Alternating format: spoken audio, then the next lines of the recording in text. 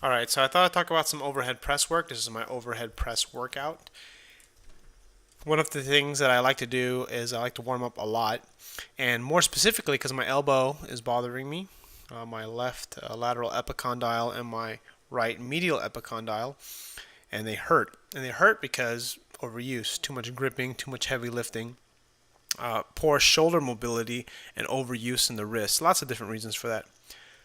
So you can see me here lifting. And one of the things what you want to do when you do overhead press is you want to make sure your shoulder blades stay nice and tight. One of the things I like to do when I grab the bars, I take a really solid grip. I wrap my fingers around there, and then I pull the bar back directly right underneath, or basically almost press it against my neck by pinching my shoulder blades together. One of the positioning things that's really important is keeping your forearms parallel to one another at the bottom position. Here I am with 95 pounds. And if you look at the bar path isn't very good. This is another reason why I warm up so much. I have very tight muscles. I don't have very good mobility in the shoulders because my chest is so tight from bench pressing so much over the years and not working enough on my posterior chain or my anterior delts, overhead pressing movements. And one of the things that's really important is that you're focused on getting the barbell to follow a straight line. And if it doesn't follow a straight line, you lose a lot of strength or you lose a lot of power on the table. Now here I'm starting to go a little bit more straight, a little bit more vertical. It's still kind of scooping in front of my face, which is something that's common for a lot of people when they first start out. As you get better, what you'll do is you'll be able to see, you see the bar goes directly underneath my chin, and then what I'm trying to do is I'm trying to pull my, here we go. So I pull my head back and then I pull the bar directly over my head. So now that as I kind of get more warm, I push up over my head, I'm able to get this bar in a better straight path line. And that's kind of the main things you're really focused on. When your hands are too wide, you get a little bit more chest involvement, and you can put a little bit more stress on the elbows, but that's kind of a different technique. Kind of carries over to like a clean and jerk or push press or snatch.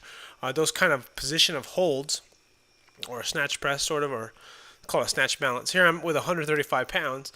Again, this is kind of like a deload week for me because of my elbow issue. I usually can lift more than this, but my muscles are stiff and my elbows are bothering me. You can see I'm wearing a tendonitis strap.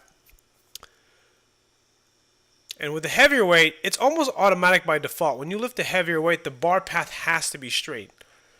With lighter weight, you can essentially manhandle it, muscle it around, but as the weight gets heavier and heavier and heavier, the bar wants to go in a straight line. Otherwise, you'll just lose all your leverage, because if the bar moves too far in front of you, you lose a crap load of leverage. And if you have very tight chest muscles and you don't stretch, or if you don't mobilize properly, you'll get really tight. And then I do some overhead. I do bent over rows.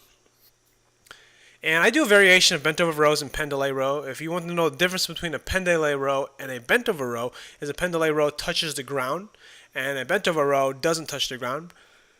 The big problem with this is people's lower back, core, and glutes are not strong enough to do a really heavy bent over row. Because what ends up happening with people is they end up lifting their back too much, and they don't activate their core enough, and they end up kind of shrugging up or leaning back into kind of like a Yates row or almost like a shrug. The way you set up for a bent over row, this in here I'm doing pendlay rows because I'm actually setting it down. The way you set up is you want to set up essentially almost like for a deadlift. You want to make sure that your position is set up in such a way that you're about to deadlift the weight, but you essentially just stay in the position that you're at. You're not going to come back up. Now, the one thing with this, a common mistake I see is that people use a little bit too much of their wrists. If you see my elbows are fairly vertical. They're staying straight up and down. You look at my wrists don't break. That's another kind of indicator of good form. You want to make sure you keep that good form. Later in the evening, what I do is I go ahead and do heavier weights. I do 205. And it's kind of hard to see because the angle is not that great.